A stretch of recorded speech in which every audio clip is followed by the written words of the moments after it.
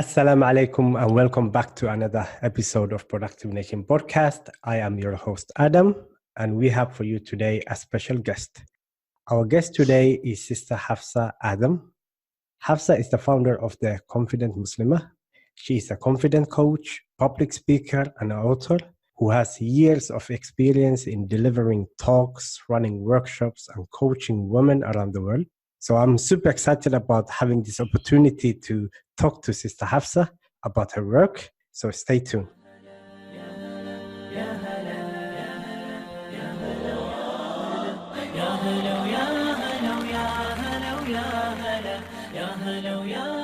Assalamu alaikum, sister, and welcome to the podcast. Wa alaikum salam, brother. Jazakallah khair for having me here today. It's a real honor. Jazakallah khair. It gives me a great pleasure to welcome you to the podcast. And it's been a long time coming, so I'm glad we had the opportunity to do it now. Yeah, alhamdulillah, I'm looking forward to it. Yeah, alhamdulillah, I'm looking forward to it. Yeah, mashallah.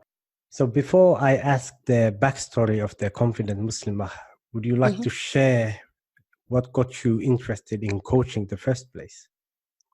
What got me interested in coaching? I almost accidentally stumbled across coaching. Yeah. I say accidentally, but everything is on the divine plan of Allah subhanahu wa ta'ala. And I was guided to be coached myself, alhamdulillah. And as I was getting the coaching, I just realized that this, when something innately feels like the right fit for you, it just it just ticked so many boxes, my passion to serve, just helping people to progress, to see the best in themselves, it just felt like such a good fit. And actually, I also felt like I'd been coaching for most of my adult life anyway. Alhamdulillah, it just felt like the right fit. When I came across it, it felt like the right fit. What do you mean by that, coaching people without realizing? So I've done various businesses before. I've also worked quite extensively with the community, and I've always felt that people have come to me for help, for advice, and I've always been very sort of happy to go and help someone, to see them do well, So I just feel like that's something I'd been doing anyway, even in the different businesses that I was doing, which weren't necessarily coaching related, or I would find myself in positions where I was helping people to, work through or navigate through any difficulties, challenges that they were having, even family, friends. I always felt that I sort of looked back and I realized, you know what, I've actually been doing that quite a lot in my life. So it just, professional level, I just thought this is definitely something that I would love to do. I'm committed to bettering myself. I extensively research personal development from the Islamic perspective and the Western perspective, alhamdulillah, and definitely would love to share that with other people too, whatever's worked for me, sharing that with others as well so they can benefit too, inshallah. Inshallah, and may Allah bless you about the work you do. And I actually have benefited a lot by following you on Facebook. Jazakallah khair. Likewise, brother. So the confident is fascinating concepts. Before we talk about the confidence, is the story related to the Confident Muslimah? Yes, so how it came about? Yeah, what's the backstory of? The backstory of the Confident Muslimah, subhanAllah.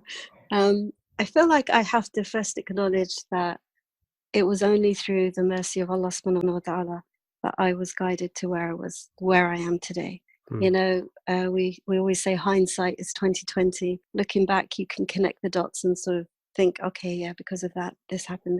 But actually, I feel like it's important for me to give shukr to Allah first, that it's all on His plan and things happen the way that He designed them to happen. It's all by design. But looking back, I'll try not to go too back. I made the decision for myself that I wouldn't work until my kids were all in full-time school. That was what I felt was right for me.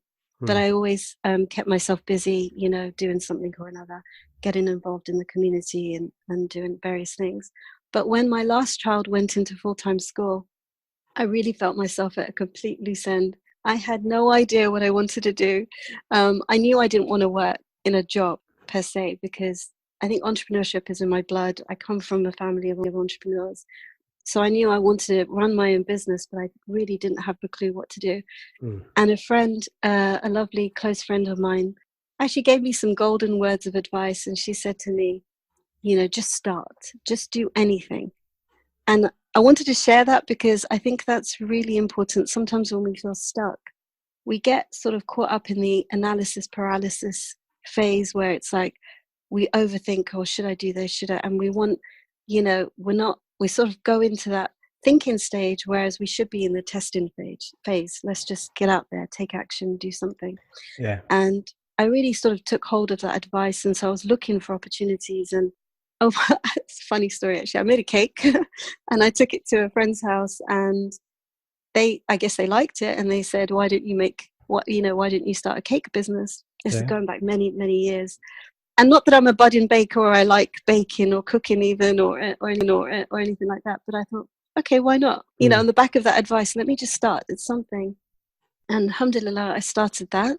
And I just started the next day. I just put out flyers. I just started letting my contacts know.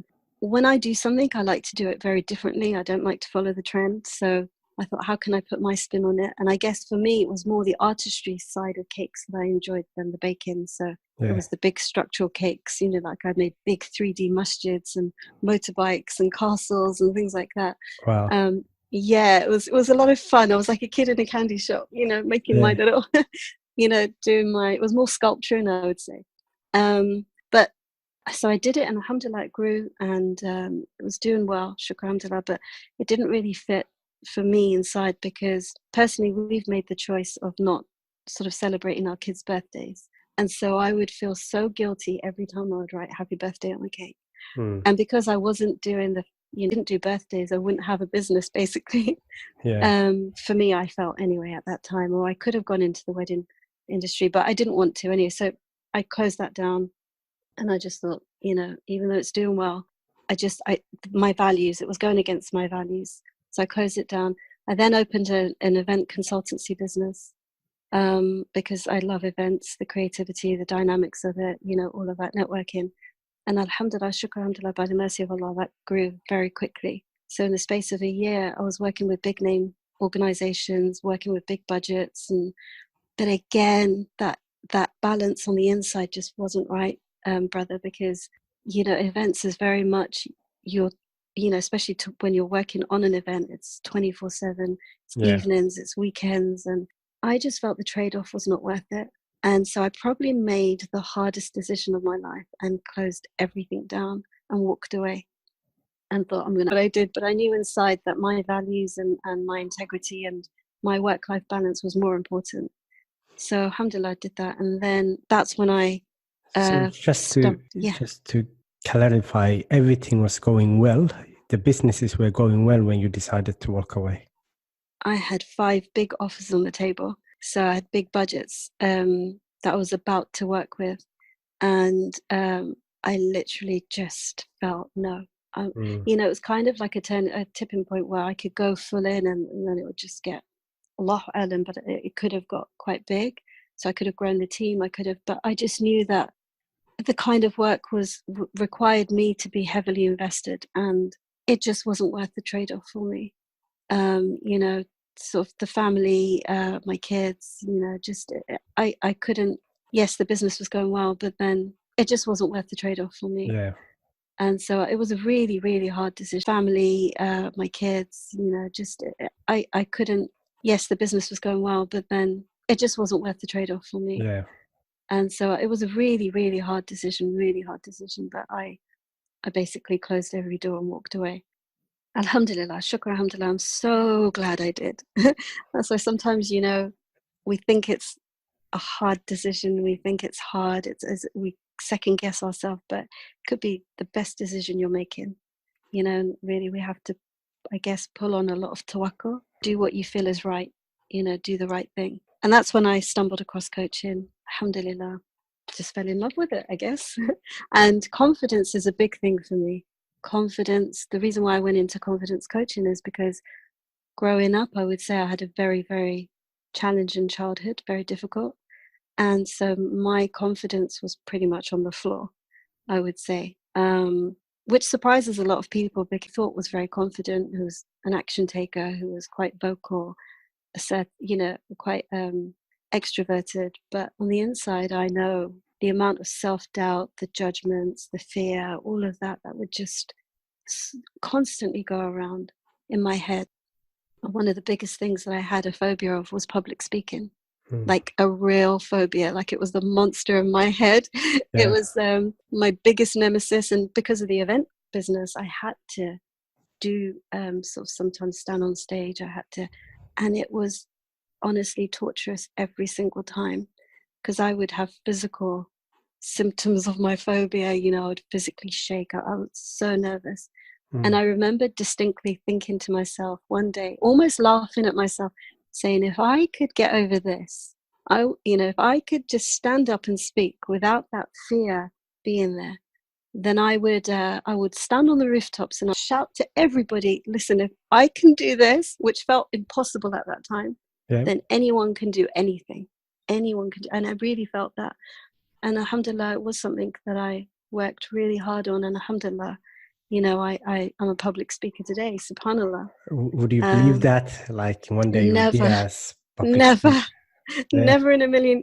SubhanAllah, I've just been invited to speak at an event to 1,000 people. And that thought would have, probably sent me 6 feet under. I would have, no way. But, because of the strategies I've learned to develop, and, I understand that fear will always be there. Alhamdulillah, I can embrace it with actually, excitement and joy and look forward to it. Alhamdulillah. So confidence is a very authentic place that I feel I can come from. So again, it felt like a natural fit for me to go into confidence coaching because I had invested, and I still invest a lot of time on developing my confidence. Because it's something you have to, So I want to ask, how would you define confidence? I guess confidence is an umbrella term for a lot of things. I do feel there's a lot of misconceptions around confidence. People think that if you're very loud, if you're assertive, if you're very hard, if you're, typically this is broad stroking a bit, but, if you're domineering, if you're, argumentative, that these are all signs of confidence. But in doing my work and my experience, I actually think a lot of the time people who express this in this way are masking a deeper insecurity. And actually it comes from a place of insecurity. For me, confidence is really, there's two parts to confidence. You've got situational confidence, which is, sort of externally how you, what you do. So for example, if you ask me to bike, I'd confidently jump on that bike and ride that bike. If you ask me to ride a unicycle, I might give it a go, but I wouldn't feel as confident. So, that's situational confidence. But the other part of confidence, which is the more important part of confidence, I feel, is the inner real self-confidence. And this is what I work with my clients on. And I don't believe that you either have confidence or you don't. Confidence is almost like a byproduct of doing the deeper inner work. It's something that you generate. It's not something that you have. And, it's by raising your self-awareness. Really, it comes down to self-acceptance, being okay with yourself, accepting yourself as who you are. And really, alhamdulillah, we're so fortunate in Islam that Allah subhanahu wa ta'ala has elevated us, in so many ways, that if we even begin just by that, looking at how Allah speaks of us, He created us as the best of creation. Looking at how Allah speaks of us, He created us as the best of creation. How He molded us, how He chose us to be Muslims, subhanAllah, and how He's elevated us. That in itself generates a lot of confidence if we really gravitate towards that. But also just seeing that we're human. It's okay to have weaknesses. In fact, that's part of our charm, to have weaknesses. And I feel like a lot of it comes down to our identity, how we see ourselves, and accepting what we see as ourselves, and forming our identity on who we are and not what we do. Because a lot of the times we're on that surface kind of, pilot mode, reactionary way of living, And if things go well in terms of what we do, that's great, because we're on cloud nine. We feel like we're on top of the world, lots of things, which a lot of us do. Then our confidence goes right down. So it's really getting a good understanding of the essence of who you are at your core and accepting that, because then you bring that to every situation, irrelevant of the outcome. Your confidence can still be intact, and your confidence you can still be confident in who you are. And actually just approach it with a learning mindset and think, okay, what did I learn from this? How can I grow from this? But that's what I would say confidence is in a nutshell. Yeah. And, I want to take you back to the misconceptions. I have come across that, for example, shyness is linked to a lack of confidence. What do you think about that? Is that a misconception as well? I think so, brother. I think it's, obviously it's based on the individual and the intentions behind it. So if a person is naturally introverted, they can still be super confident. Yeah. If they don't, feel the need to be constantly talking, engaging, socializing out there, putting themselves in every scenario, because that's just not their preference and they're comfortable with that, that could come across as shyness. Yeah. But they're just confident in who they are. If a person withdraws from a situation because they're scared or they fear judgment or because they're worried about how they might look or will it go well, they're scared of, failing, then I would say that's probably linked to a confidence issue. When you start thinking about what others will think about you. Yes, yeah. One of the most amazing things about really raising your self-awareness and developing that confidence is not that we don't care about what other people think, but we don't live in fear of it anymore. You're not in your head. You're just authentically showing up as yourself. And everything's a lesson. Everything's learning. Everything's an opportunity to grow. Yeah. So we should care about what other people are saying, but we shouldn't fear. Did I hear that right? Absolutely. We should. We should want to create, this is also part of emotional intelligence as well. To go beyond the self. We can't be all about ourselves. To go beyond the self and think, okay, how are my actions impacting the person in front of me? Am I understanding the person in front of me? How am I impacting that person? We have to care about that. If we didn't, then we'd just be, selfish individuals or self-centered individuals just thinking about ourselves. But there's a distinction between caring and understanding about the other person and fearing and worrying about the judgments and all of that. Yeah. Alhamdulillah, I have learned through my journey that confidence is really accepting who you are, like you said. Yeah. And even as a shy person, I can now see there's no link you are, like you said. Yeah. And even as a shy person, I can now see there's no link between lack of confidence and being shy, because shyness is that your personality. And even Prophet sallallahu alaihi wasallam was shy in certain situations. Yeah. So it's okay. And another misconception I personally had was, if I step up and act to be a confident, I might be arrogant, or I might let the ego loose. So what do you think about arrogance and confidence? I don't believe the two go hand in hand, subhanAllah, because, arrogance, we know, is not part of our deen, and, arrogance is what shaitan, showed to Adam alayhi salam, which is why he was, destined for Jahannam. So it's not a trait that we want to exhibit in ourselves at all. And arrogance, very often arrogance, although it may be perceived as confidence, again, feeling like I know best, feeling like I have all the answers, feeling like it's my way or the highway, feeling like, I don't need to listen to anyone else, actually is a bit cowardly, in my opinion.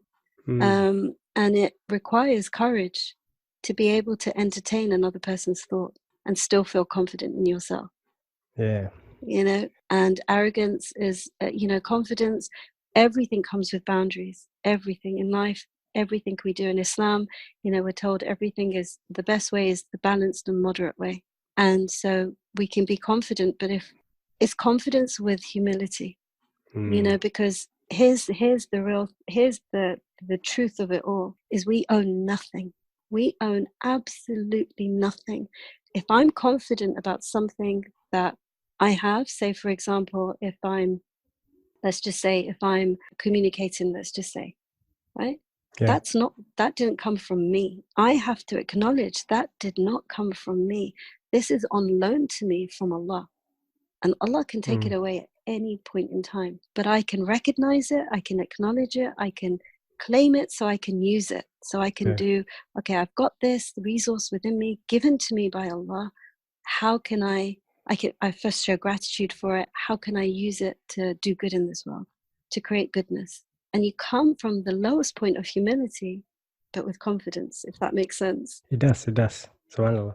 So, what are your go-to tips for building confidence? Because, shall I say building confidence? Because listening to you, you mentioned that we all have within us a confidence, and there's a situational confidence and the inner self, Absolutely. the real inner self. So, do you believe in a building confidence, or is it like embracing confidence? I would truly in my heart believe that every single person has the ability to show up with confidence. And I believe that's part of our natural fitra, because everything we need is in our deen. Yeah. And really, confidence is something you generate, but it's something that Allah has gifted every single person on this earth, the ability to have. And I always say that the bedrock of confidence is tawakkul. I really believe that. The bedrock of confidence is tawakkul. And the way I see tawakkul is that,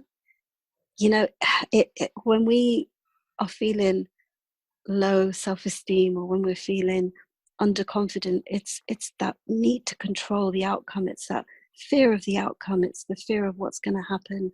It's all these things, right? How are people going to see us? But tawakkul is really about, and I heard this from a good friend of mine recently, this term, and I love it, in describing tawakkul. It's about free falling. It's about less putting your ihsan into whatever you're doing, and then free falling. And knowing that Allah will catch you. Allah will catch you in the way that you're supposed to be caught, and the situation will transpire in the way that it's supposed to transpire. There's a beautiful quote by Ibn al-Qayyum, rahimahullah. He said, be sincere in your aim, and you will find the support of Allah surrounding you. If we really, really embrace that and think, whatever I bring to the table here is not the only thing at play. Allah subhanahu wa ta'ala's power and might, which is beyond even words can describe, is surrounding me and there with me. He is Al-Fattah, the one who opens, then it automatically just raises our confidence. So I always say that developing our tawakkul is the first, point of action when wanting to develop confidence or generate confidence. I would also say, it's the longest one you're going to have. How do you do that? How do you do that? Well, I think, it's through doing a lot of deep inner work. It's also managing that self-talk. A lot of it is managing that self-talk. A lot of it is understanding where that talk came from in the first place, and the limiting beliefs that might be there, and, finding and accepting the best parts of yourself. We're so focused on what we lack, on what we don't have, on what we want to have. One of the hard with my clients, and I've, alhamdulillah, I've been fortunate to work with hundreds, and the one question that gets them stuck every time is, tell me 5 qualities that Allah's blessed you with. And they really struggle. And some of them even break down crying because they're like, I can't believe that I don't have any. And I say, no, it's not that you don't have any. It's just you haven't given yourself the chance to explore what they are. I consider it treasure hunting. I love this work because I really do consider it treasure hunting, because it's all there. It's all there. It's all within them. It's just they've been focused. All their energy's been channeled on what's not working. And so this is really about going back in and really extracting the best parts of yourself, and managing that self-talk, that negative self-talk, because that's quite destructive. I would say also acknowledging your wins, because it's this collective small wins that creates the bigger wins later on, right? But if we're too busy looking out into the horizon at this moving goalpost of where we think we should be, we tend to overlook the things that we're already achieving. And that just creates a low sort of negative energy on the inside. So I think it's really important to look back and really take the time to think about, okay, what have I achieved? And don't take away from it. Even if it's the smallest thing, celebrate it and say, Alhamdulillah, I was able to do that. Because that just generates a far more positive energy. And actually, even if it's the smallest thing, celebrate it and say, Alhamdulillah, I was able to do that. Because that just generates a far more positive energy and actually will push you further than anything else. Yeah, and that's so fascinating, because when it comes to celebrating wins, we tend to minimize our wins and we tend to focus on the things that's not going well.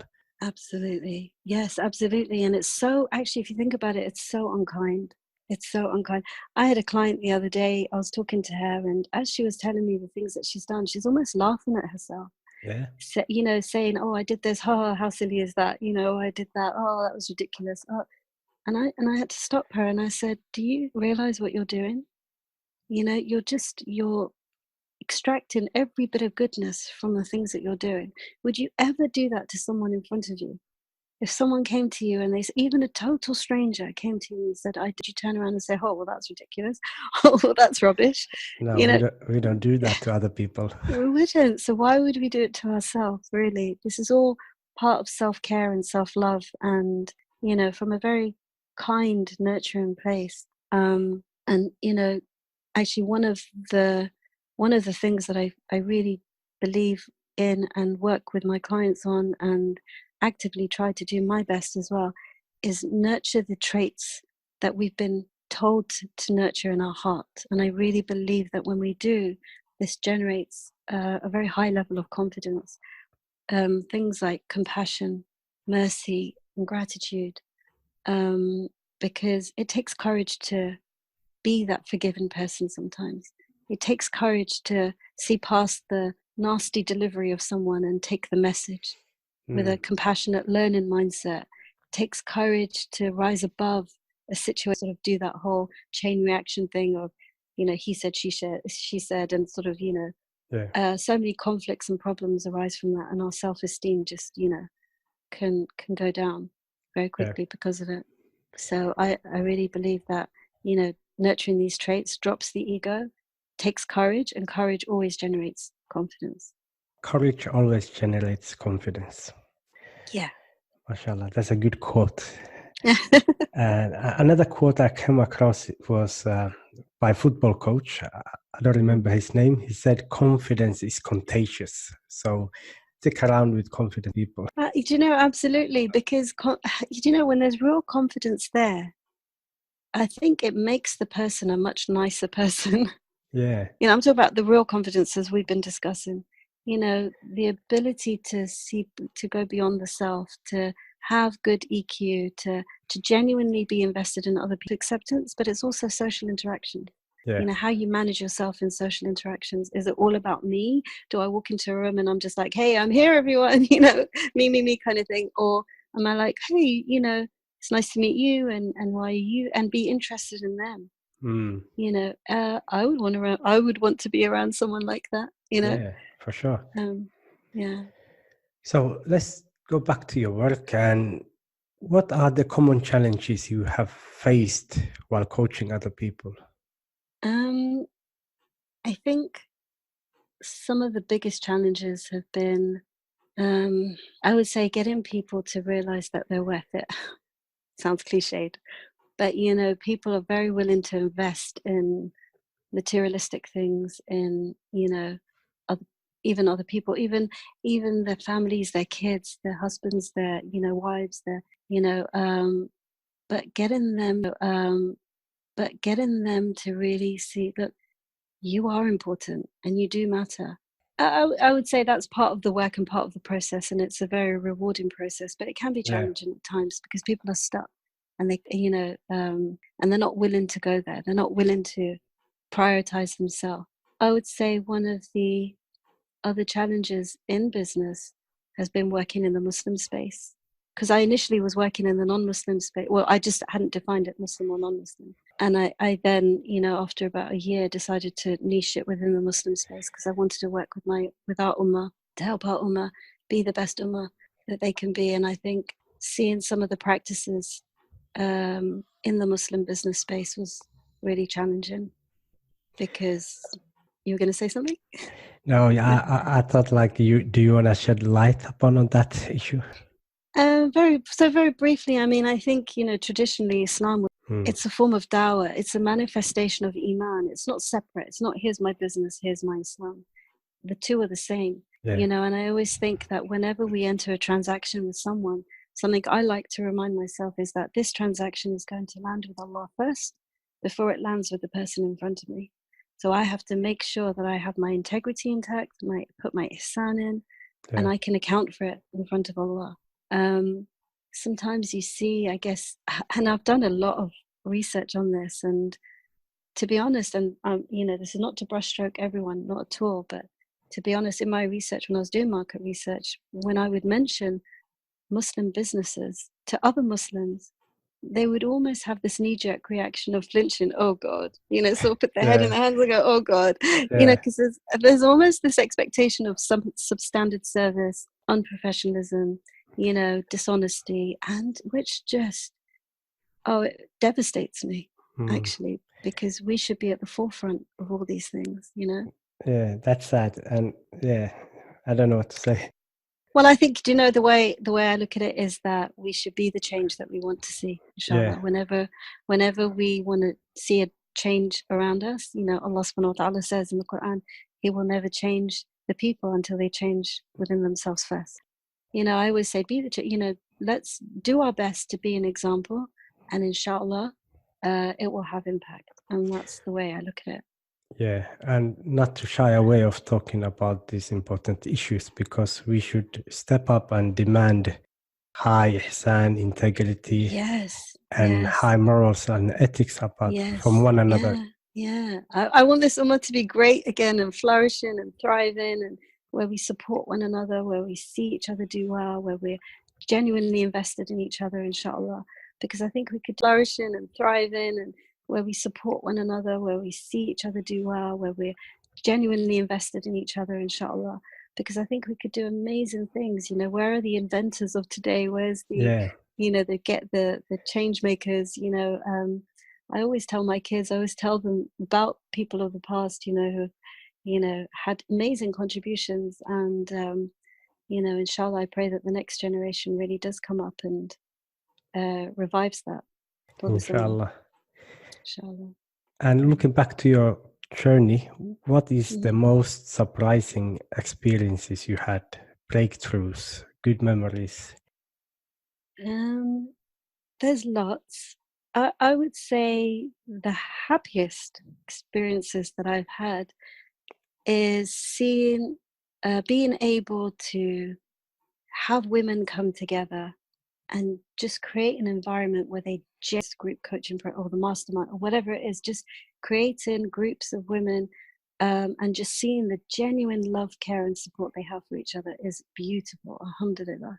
Because we kind of, again, this might sound a bit negative, but we generally lack that in our community a little bit, that support, that it's kind of people are feeling that lack of support. So to see that has been, alhamdulillah, amazing. I would say one of the most surprising experiences that I've had that's been very beneficial, alhamdulillah, is how much I learn from my clients. They inspire me every day. I do see it as a two-way thing, subhanallah. I guess I went in there, when I first started, that this is a service I'm providing, and but mashallah, I've learned so much from my clients, just from their journeys, their struggles, how they triumph, they go on to take action, their resilience, resourcefulness, ideas. It's just so inspiring, alhamdulillah. So I think that's one of the best parts for me, being able to learn from my clients, alhamdulillah. Alhamdulillah.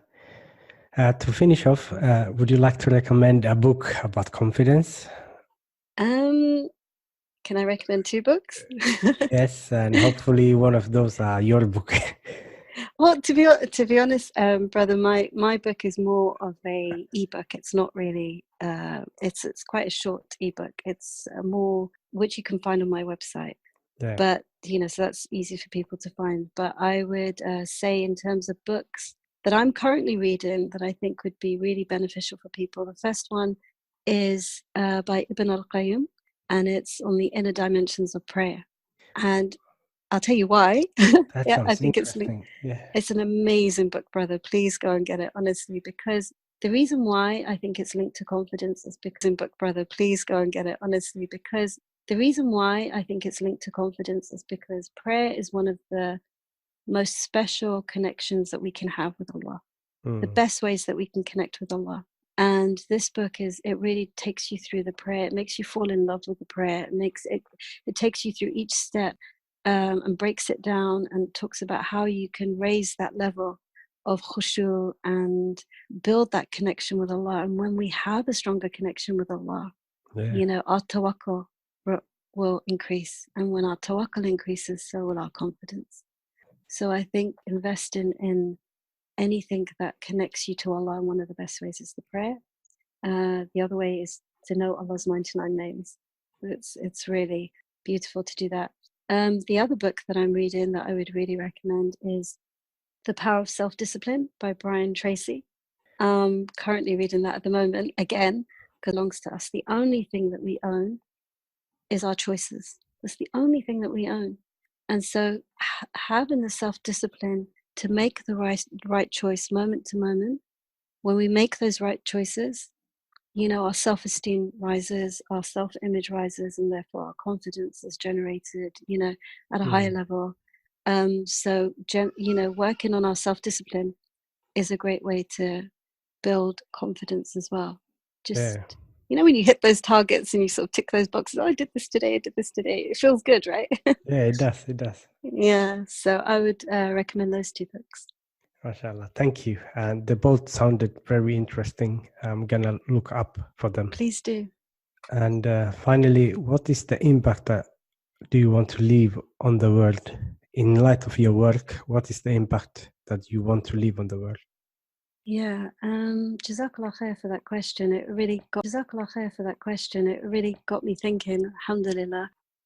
Part of my work and part of my mission, I would say, is to spread the idea of gratitude to first and foremost for myself and to my ummah, to our ummah, because the power of gratitude is huge. We know in Islam how much it's spoken about, how much Allah speaks about it, how Allah says, if you are grateful, I will give you more. He doesn't quantify it, he doesn't qualify it. Could be anything and everything.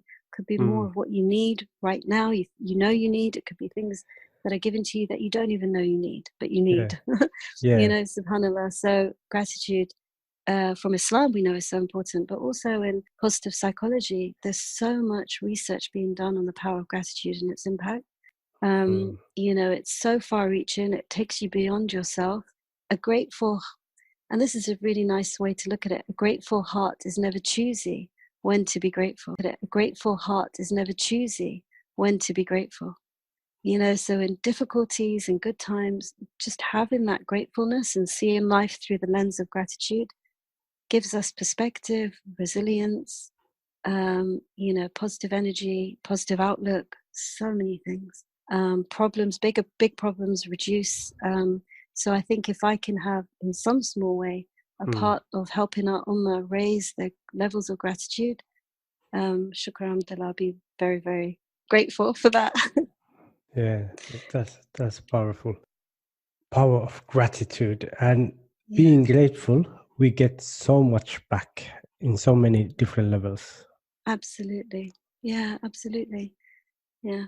And your relationship with yourself improves as well. Because a lot of that negativity, a lot of times when things go wrong, it's not the things that go wrong that creates our low energy. The negative talk that we then unleash on ourselves that makes us feel really sort of, rock bottom. So just being able to take a grateful outlook in the face of calamities and problems, it's not always easy. But this is why raising self-awareness, being able to catch yourself out, stepping away from pilot mode is important. And gratitude is very, very, very powerful. Alhamdulillah. It is. Jazakallah khair for sharing that. What is the best way to get in touch with you or find you? So you can go to my website, which is www.theconfidentmuslimah with a H on the end.com. Yeah. Or I'm on Facebook as well. You can find me on Facebook. Or you can email Hafsah at theconfidentmuslimah.com. Hafsah with a H on the end. Yeah, there's probably the best ways. Maybe we can put some links in the post as well. Maybe we can put some links in the post as well. Yeah. Inshallah. I will publish this on Facebook and I will add some links in there, and also on Instagram too. So no, actually you cannot see links on Instagram, but Facebook definitely I will add the links, and the listeners also inshallah can check up the website that you just mentioned. Yeah, it probably needs a bit of updating, but my contact details are on there. MashaAllah. Alhamdulillah. Jazakallah khair. I really enjoyed talking with you about confidence, about your work. I learned a lot from you, and it was insightful conversation. Jazakallah khair. It was my pleasure. Jazakallah khair. Yes, I wish you well. May Allah bless you and bless your work. I mean, you too.